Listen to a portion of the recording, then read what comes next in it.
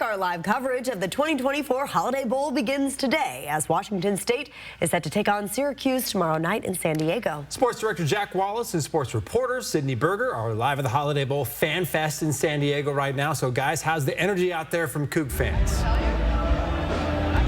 Well, to be honest with you, it's looking pretty solid out here tonight. We're seeing a whole lot of fans behind us, even more in front of us, both ways. A lot of people in here at the Fan Fest, the big old bash here out in the Gaslamp Quarter. And, I mean, you're familiar with San Diego, so how is it like here? Oh, yeah, I'm familiar with San Diego, and I'm very familiar with how well the Cali Cougs show out in Southern California for Washington State.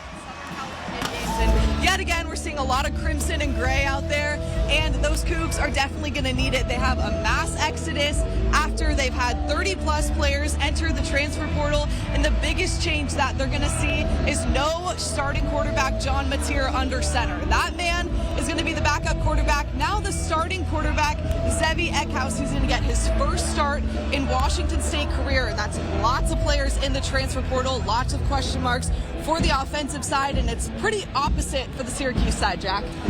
Well, you could say that again. Syracuse has very few players in the transfer portal, and for them, they're looking a pretty strong team so far this year. But I have to say, we're not making this personal, of course, but we are both alums of these schools. It's a big deal. They're great sports schools. They're great journalism schools. Obviously, both of us journalism grads coming out of these schools.